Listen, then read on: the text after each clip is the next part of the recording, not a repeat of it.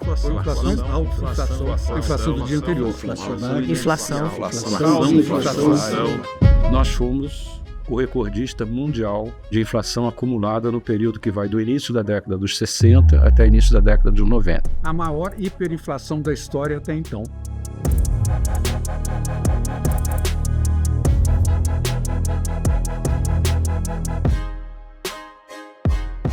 Nós tivemos a mais longa hiperinflação da história recente da humanidade, com 15 anos de inflação acima de 100% ao ano. Chegou-se até a 2.000% ao ano durante esse período. Então foi um período de grande instabilidade, de grande incerteza. Nós passamos de uma inflação ali de 15%, 20% no início dos anos 70, para 40% e poucos por cento em meados dos anos 70, para 100% na virada para os anos 80, para 240% em 85, o último ano do regime militar, 1.000% em 88 e 89 e 2.400% em 1993. Em 93, por exemplo, só tinham 4 países do mundo que tinham mais de 1.000% de inflação. Era a Rússia, o colapso do Império Soviético, a Rússia, a Ucrânia, o Brasil e o Congo em guerra civil. A hiperinflação é uma doença da moeda, com grandes e outras implicações. Os mais pobres não tinham a menor chance. O dinheiro aqui era uma espécie de pedra de gelo no bolso. Era receber o seu salário e ir direto para o supermercado. E você comprava o máximo que você pudesse com o seu salário, porque já no dia seguinte ia aumentar os preços. Você via os preços serem aumentados enquanto você estava dentro do supermercado, né? As famosas maquininhas de correção de preço, etc., né? Naquela época se construía apartamentos que tinham dependências maiores para você armazenar gêneros e tal, né? As dispensas e tal. Tinha os grandes supermercados, você fazia compras por atacado quase. As pessoas hoje não têm ideia do que era aquilo. A gente ia no supermercado toda semana e não sabia quanto iria gastar. Uma certeza sempre se tinha: eu vou gastar mais do que na semana passada, sempre, e não era pouco.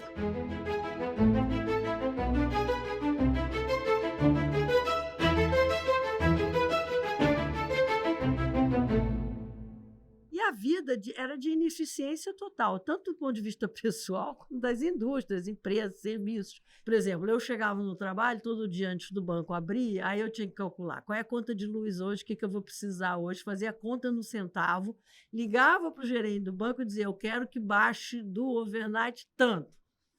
E era todo dia fazer isso. Você não tinha capacidade de planejamento algum. Você, se quisesse saber como é que você ia estar no fim do mês para pagar uma escola, para comprar um carro, você não tinha capacidade de fazer isso. Nos anos 80 até 1990, ela estava na escola, no ensino médio. Nas férias eu trabalhava ou de caixa na loja do meu tio ou na contabilidade de contas a pagar da empresa do meu pai. Era entender como era desafiador lidar com os vários planos econômicos, lidar com a inflação, como é que você calcular o valor estável. O mercado de crédito, com uma inflação galopante, ele era extremamente penalizador para o sonho das pessoas. Nós temos de lembrar que as pessoas tomam crédito para financiar sonhos ou para pagar dívidas anteriores. Então eram momentos muito difíceis. Cada um dos fatores que compõem a operação de uma empresa, seja risco de crédito, os financiamentos, correção monetária, a remuneração dos operários, né? As correções de salário dos operários, o prêmio de produtividade. Era um esforço, uma ginástica. O financiamento era muito curto prazo no Brasil. Eu lembro uma época que meu pai, né, era dono de uma corretora e tinha aqueles leilões de go-around, que era um leilão de dinheiro de um dia. Então a gente vivia quase, né, no dia a dia. Era um mundo, digamos, bem diferente do que é hoje. E eu lembro, pro final da faculdade, depois que eu ter feito meu estágio no BTG em 92, meu estágio no BTG em 92 foi, sim, interessantíssimo, porque era a época da hiperinflação. E eu fiz um estágio justamente na mesa de CDI, né, de Open Market. E o prazo de mercado era 30 dias. E não é que nem hoje, que você tinha uma taxa de juros, Copom. A taxa de juros era determinada diariamente pela atuação do Banco Central, que estava tentando criar uma taxa de juros real para controlar a inflação que não se sabia exatamente qual era no mês. Se ia ser 80% ou 90%, assim, uma coisa um pouco dramática. O que você fazia na época, o brasileiro fazia era fugir da moeda, né? A moeda queimava nas mãos, né? E como é que você foge de uma moeda? Você compra ou você aplicava no overnight. Você nunca ficava com o dinheiro na mão. Ao redor de 30% do meio circulante brasileiro trocava de mãos todos os dias, porque reter a moeda significaria ter um poder aquisitivo menor no dia seguinte. Os bancos criaram um mecanismo de tentar sustentar o valor da moeda, um modelo de remuneração diária para o dinheiro que ficava depositado em conta corrente. Na época ficou muito famoso o conceito de overnight, né? Que era uma forma da economia se sustentar diante de todo o processo inflacionário. O que não permitia que as famílias de menor renda, que não tinham acesso aos instrumentos do mercado bancário, se protegerem, de certa forma, do processo inflacionário. E você sabe que isso é um grande problema, principalmente para a população de baixa renda. Você tem uma transferência de renda colossal, né, em cima dessa população, né? Quer dizer, é o pior dos impostos, né? Uma febre desse tamanho, uma inflação desse tamanho, ela indica uma infecção muito grande. Não é uma chave que você vai virar, que vai consertar tudo, não é um erro de conta, não é uma coisa pequena.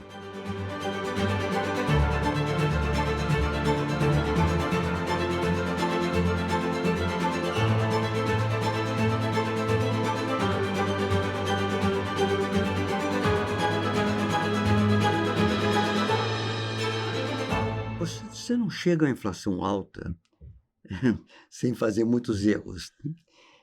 O Brasil fez um erro ainda durante a ditadura, que foi acreditar que indexando a economia se resolveriam os problemas inflacionários.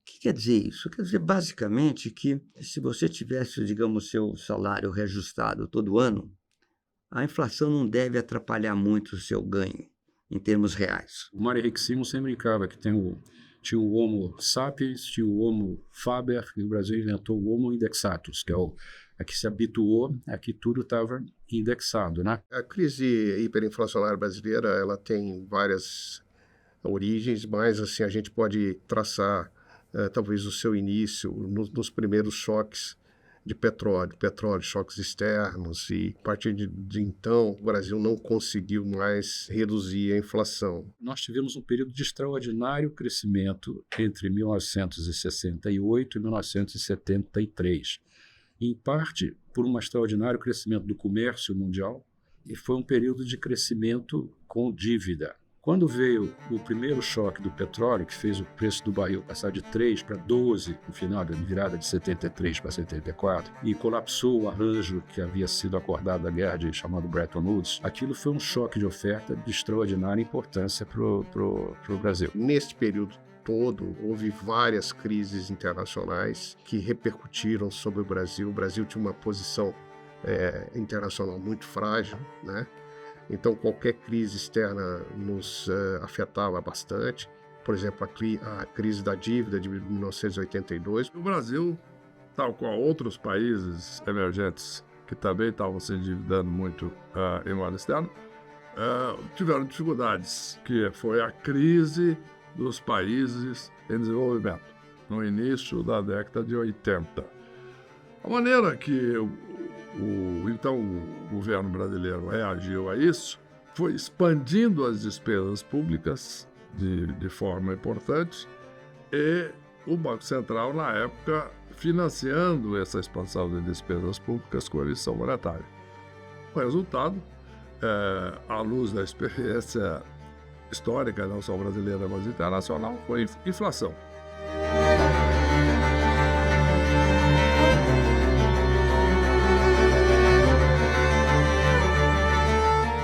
Nossa dívida externa, que já havia aumentado no período 68-73, aumentou ainda muito mais. Passamos de 12 bilhões para 83 bilhões em 79.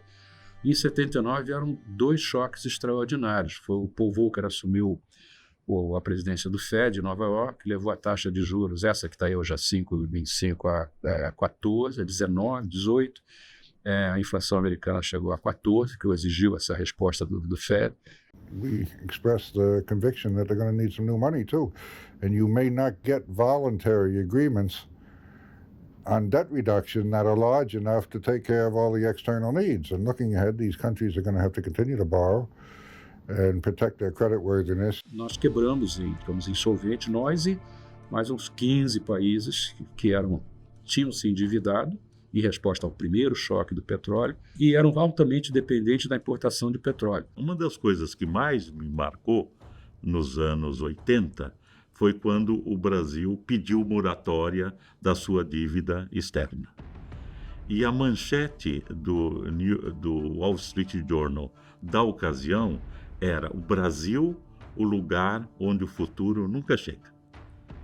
Porque a moratória era a quebra dos compromissos que o Brasil. O Brasil tinha naquela época, Roberto Campos dizia isso, aqui uma cultura da moratória. Quer dizer, quando o Estado, que deveria ser um ente forte e organizador das coisas num país, tanto na política quanto na economia, nós tínhamos um Estado caótico, incapaz de cuidar das suas contas, um sistema monetário muito frágil. Havia também uma falta de entendimento que era crucial a questão fiscal. As contas públicas no Brasil eram completamente desorganizadas. Né? Você tinha conta movimento, você tinha uma desorganização de Banco Central, bancos públicos. Naquele tempo não havia um único orçamento. Né? O orçamento fiscal, por incrível que pareça, era superavitário, sempre era superavitário.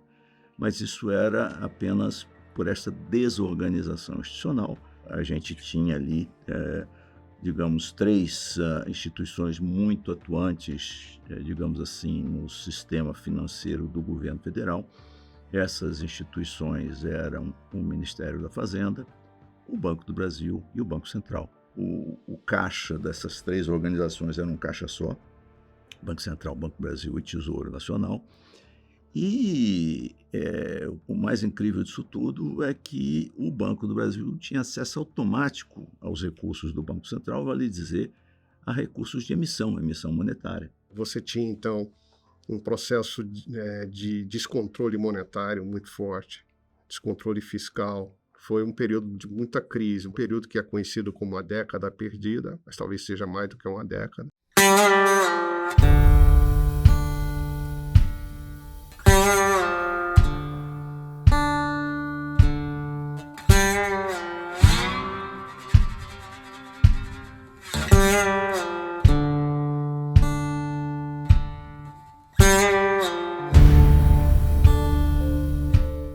Quando houve a redemocratização do país, a dinâmica mudou. Durante o governo militar, se o governante não conseguia derrubar a inflação, ficava por isso mesmo. Eu não perdi o poder por isso. Médici, Geisel, Figueiredo, ninguém perdeu o poder por causa da inflação. Nós estamos transitando da ditadura, 21 anos de ditadura, para a democracia que ia ser implantada a partir do ano seguinte. E qual que era a situação que os militares estavam entregando à economia? Não? Estavam entregando uma economia com uma recessão de 3% do PIB, uma inflação de 200% que estava caminhando para 500% ao ano, tinha uma dívida externa impagável e na qual o governo já tinha dado cano, estava entregando uma economia em que o governo já tinha assinado 7 cartas de intenção com o Fundo Monetário Internacional entre 81 e 83 e não tinha cumprido nenhuma delas. Verdadeiro terremoto econômico, por assim dizer, né? Naquela transição da ditadura para a democracia. Ecoam nesta sala as reivindicações das ruas. A nação quer mudar. A nação deve mudar. A nação vai mudar. Num regime democrático, se você deixar a inflação ficar muito alta, você vai perder o poder. Você não vai ser eleito na próxima eleição ou não vai conseguir fazer seu sucessor. Então, a democracia colocou uma pressão política para resolver o problema, que era um problema da população. Porque no regime ditatorial, essa pressão política da população, por definição, não leva a nada, mas leva a uma insatisfação, mas não leva à queda do presidente. No regime democrático, sim. E os políticos rapidamente perceberam, com sensibilidade diante de seus eleitores, que quem conseguisse resolver o problema teria um troféu político enorme. A história da inflação mudou. De um lado tinha uma dinâmica que vinha desde a ditadura, que era a dinâmica que acabava acelerando a inflação, acelerava lentamente no começo e mais rapidamente depois. Mas havia, por outro lado, uma dinâmica nova que obrigava os governantes a responderem ao desafio da inflação. Eu faço essa diferença porque não é à toa que os planos de estabilização começaram com a democracia.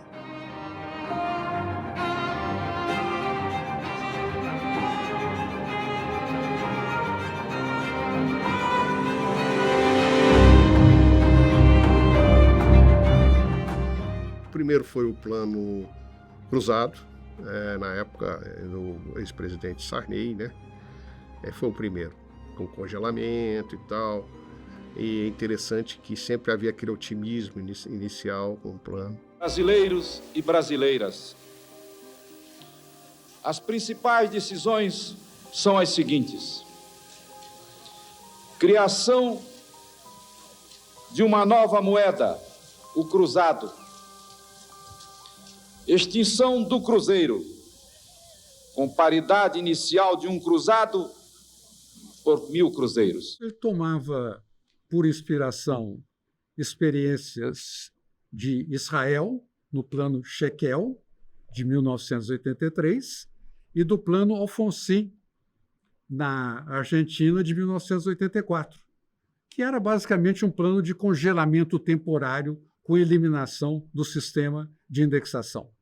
E depois com um acordo político para fazer a transição para uma economia normalizada.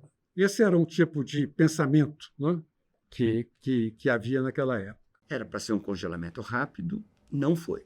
Foi esticado até a eleição, deu um extraordinário efeito político, porque o então presidente conseguiu fazer todos os seus deputados, senadores e governadores. Foi a vitória mais arrasadora que o MDB já teve na sua história. Então, foi exatamente ali. Só que, evidentemente, passado o tempo, o congelamento ficou insustentável, a inflação voltou com toda a força. A partir daí, você teve uma série de outros planos, sempre com essa motivação política de resolver o problema. O principal partido da época, o MDB, elegeu 26 dos 27 governadores, porque o congelamento ficou popular, mas ele não tinha condições de sustentar. Se tentou fazer um cruzado 2, já muito tarde, e não deu certo. Mas teve um aprendizado ali que a ideia do congelamento, por si só, não resolve o problema. E aí veio uma sucessão de planos, né? Mais ou menos da mesma natureza, todos envolvendo congelamento de preços. O plano Bresser, o plano Verão e alguns, além do congelamento, com confisco de ativos financeiros, como foi o caso do Collor I, né? E aí depois sucedido pelo Collor II, que foi outro congelamento de preços. Então vieram uma sucessão de planos desse tipo, todos deram errado. Era o Brasil inimigo do travesseiro. A gente costuma brincar desse jeito, né? Você não dormia nunca, né? Porque tinha sempre alguém pensando num plano, alguém sempre pensando numa alternativa para estopar a inflação e dar um pouco mais de tranquilidade. E a gente não dormia, a gente era acordado na madrugada, basicamente assim, hoje tem que tirar 3 zeros de todas as máquinas, hoje tem que dividir por 2,750, agora tem tablita, agora não tem tablita. Porque nenhum deles foi capaz de lidar com a inércia inflacionária de uma maneira não artificial. A tentativa de se lidar com a inércia inflacionária foi através do congelamento de preços. E a gente viu as consequências, né? O congelamento de preços ele pode funcionar no primeiro momento, teve aquela história dos fiscais do Sarney, quando lançou-se o primeiro plano cruzado, funcionou por algum tempo, mas logo começa a haver desabastecimento. Não há um país forte se não houver moeda forte. Então, à medida em que eu tenho uma moeda forte, eu tenho um país forte, inegavelmente. E assim, quando a gente olha para o poder de compra, manter a capacidade do dinheiro de pagar ao longo do tempo, comprar, adquirir mais ou menos que a mesma quantidade de bens ou serviços, isso é uma conquista de valor inestimável.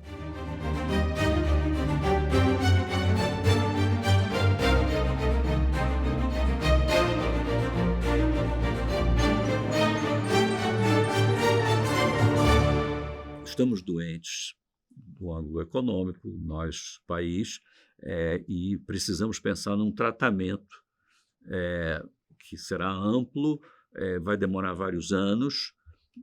Doenças assim tão sérias não são curadas com uma pílula também, não tem bala de prata, fórmula mágica. Então, esse diagnóstico, ele inclusive é uma espécie de pequeno banho de água fria das ansiedades políticas. Houve uma enorme frustração. Para mim era claro que essa ideia de fazer outros congelamentos não fazia sentido. Era crucial você ter no comando político do processo alguém que entendesse a ideia, porque políticos, por definição, não são economistas, não? Mas você precisaria ter alguém que, claro, tivesse a capacidade política de levar o processo adiante, mas, ao mesmo tempo, entendesse do que se tratava, né? Eu me convenci de que eu só voltaria para o governo como membro de um movimento político. Nunca mais como um tecnocrata cujas decisões pudessem ser revertidas ao bel prazer de quem tivesse a caneta na mão, que era o ministro da Fazenda e o presidente da República. Essa condição só aconteceu, por acaso, em 93. O que eu digo por acaso? O presidente Collor foi eleito, teve impeachment. Então, o vice, que nunca seria eleito por si, acabou virando presidente. O vice foi tentando vários ministros da Fazenda e o quarto foi Fernando Henrique Cardoso, que também não era a primeira escolha dele. E o Itamar nomeou de supetão, a contra-vontade do indicado, o Fernando Henrique como ministro da Fazenda, comunicando isso a ele por um telefonema que deu de Brasília para Nova York. E o Fernando Henrique ainda tentou se livrar daquela situação, tentando empurrar o Zé Serra para o cargo, mas Zé Serra e Itamar nunca se deram bem, né? E não colou. E acordou no dia seguinte com o Diário Oficial tendo publicado a nomeação dele para ministro da Fazenda. Ele ligou para o Itamar para dizer que, pastor, nós tínhamos combinado, temos que conversar aí. O Itamar disse, olha, fique tranquilo que está muito bem recebido, está sendo muito bem recebida a sua nomeação. Acordei com a voz indignada da minha mulher, que disse que eu havia sido, na verdade, nomeado ministro da Fazenda pelo presidente Itamar Franco. E que ela não entendia por quê e como é que eu tinha sido louco de aceitar. Eu ainda tentei dizer que não tinha aceitado nada, ela não acreditou, até que mais tarde o secretário-geral do Ministério, que era o embaixador Lamprey, me telefonou e disse, ministro, o senhor agora é ministro da Fazenda. Eu era o quarto ministro em 7 meses. Era mais que uma aventura, era uma condenação ao fracasso.